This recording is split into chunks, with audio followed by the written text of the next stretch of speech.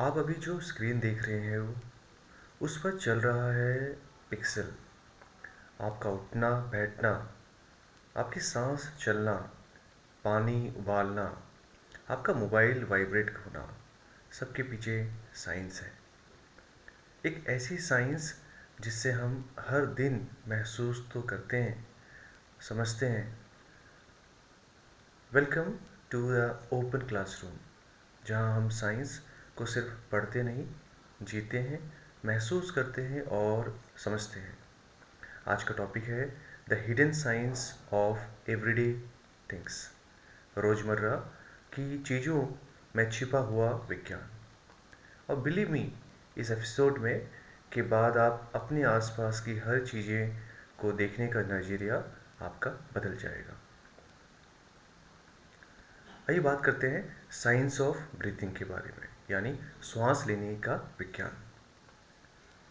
तो सबसे पहले बात करते हैं ब्रीथिंग की।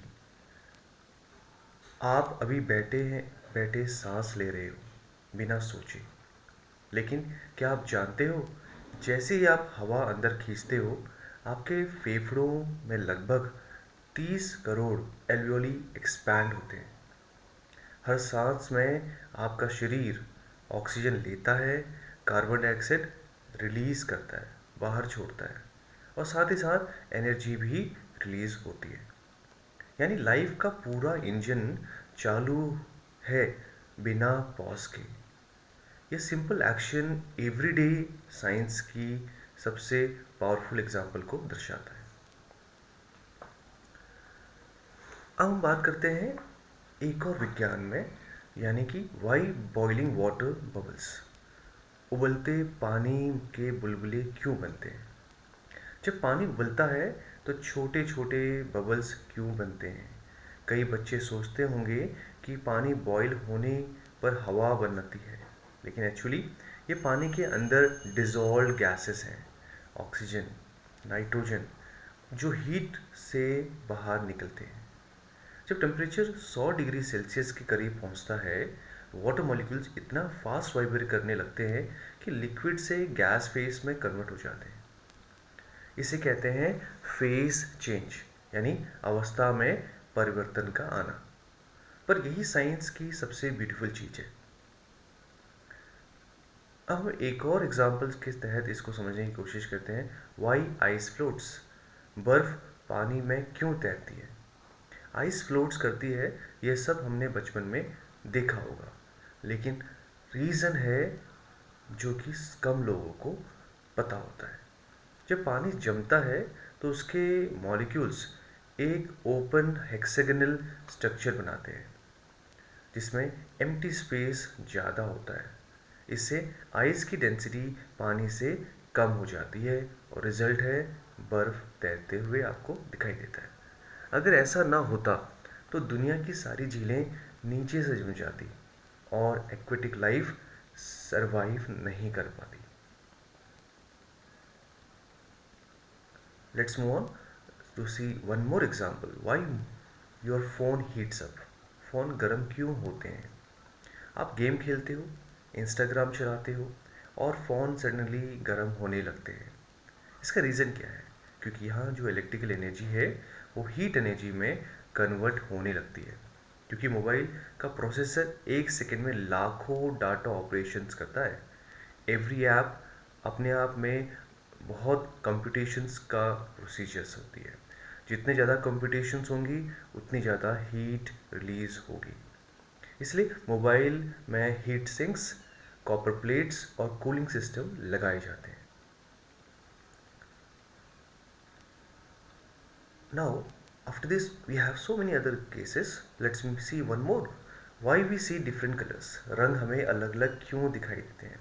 जब लाइट किसी वस्तु पर गिरती है तो ऑब्जेक्ट कुछ कलर्स ऑब्जर्व करता है और बाकी रिफ्लेक्ट कर देता है।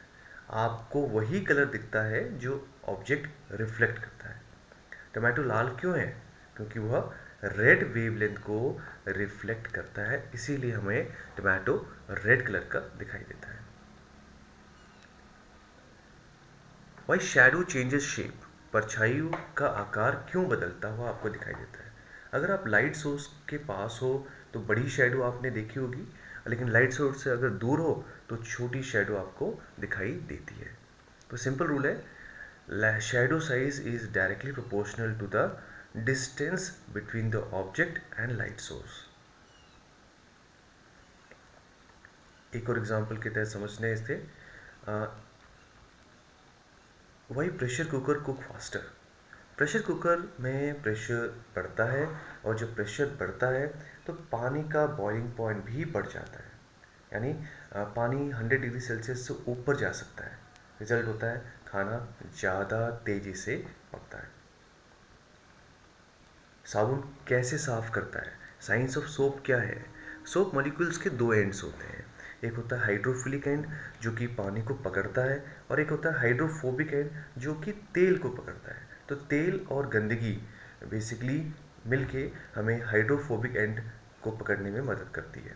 पानी हाइड्रोफिलिक एंड को पकड़ता है, तो दोनों मिलकर बनाते हैं मिसिल्स जो गंदगी को घेर कर वॉश कर देते हैं। हम जमाई क्यों लेते हैं? Why we yawn. जब ब्रेन को लगता है कि उसे ज़्यादा ऑक्सीजन चाहिए तो शरीर एक नेचुरल रिफ्लेक्स ट्रिगर करता है, यॉनिंग। यह ब्रेन कूलिंग मैकेनिज्म भी है, ब्रेन को हीट कम करनी होती है। ये है इसके पीछे का साइंस। हमारी भावनाएं विज्ञान से कैसे जुड़ी हैं? The hidden science of emotions. खुशी, डर, गुस्सा, ये सब साइंस है। हार्मोन डोपामाइन हैप्पीनेस को रिप्रेजेंट करता है, कॉर्टिसोल स्ट्रेस को रिप्रेजेंट करता है, एड्रेनलिन एक्साइटमेंट को, और सीरोटोनिन मूड बैलेंस को। ये सब हार्मोनल चेंजेस हैं।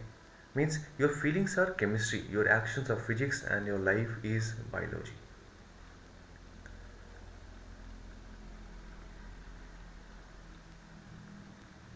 तो यहाँ हम आपको सोचने का तरीका दे रहा हूँ।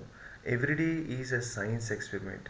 बस इसे देखने का नज़रिया चाहिए। अगर आपको लगा कि आज कुछ नया सीखा, कुछ अलग सोचा, तो या दुनिया में एक नए लेंस से देखा, तो यही है द ओपन क्लासरूम का असली मकसद। मिलते हैं अगले एपिसोड में, जहाँ हम घिसे पिटे चैप्टर्स नहीं बल्कि दिमाग खोल देने वाली आइडियाज़ को एक्सप्लोर करते हैं। तब तक ऑब्जर्व करते रहो, सीखते रहो और सवाल पूछते रहो, क्योंकि विज्ञान वहीं से शुरू होता है जहाँ सवाल शुरू होते हैं। बहुत बहुत धन्यवाद आपका।